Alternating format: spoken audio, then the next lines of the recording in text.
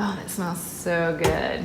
We are so excited because we are going to be making some organic deodorant from scratch. Tell us what to do, Amy. We're gonna make deodorant that has no chemicals in it, and we're gonna use the KitchenAid. All are organic, clean.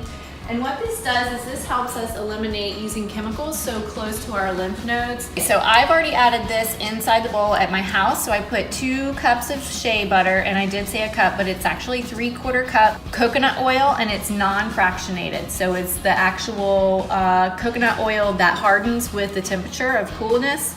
And then I've also added 2 cups of Arrowroot.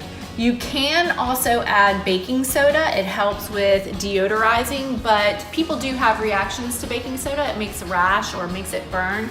So I like to leave the baking soda out and keep it plain, but if you need to add it, you can just add a little bit to your liking. So what I like to do, because the Arrowroot is so powdery, I brought a towel to put over top of it. So we're gonna mix it probably for about, let's try it for about 30 seconds, so. And if you don't have the towel on it, it'll go all over your kitchen, so. Now when I'm making a body butter, I like to do it or use the KitchenAid on high for about 15 minutes, and it makes it like a whipped cream. But with the deodorant, I like to have it more of a paste. So I also brought more Arrowroot to see if we needed to add more, because a lot of times people like it a little bit more pasty.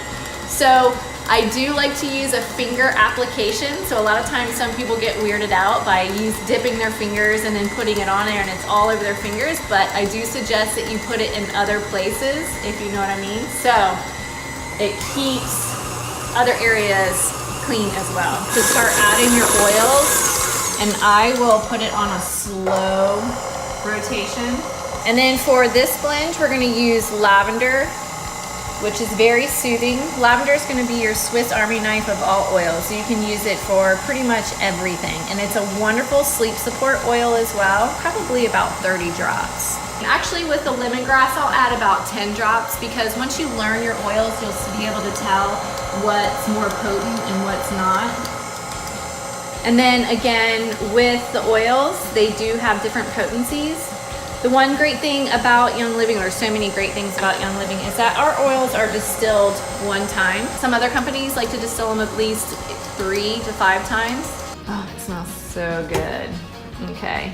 So I just picked up these glasses. You can use mason jars. I got these at Hobby Lobby this afternoon. And then I'll keep them in my top drawer or on top of my sink. So with this, I see a little chunks of coconut oil, but as you rub, they will melt into your body. I use probably about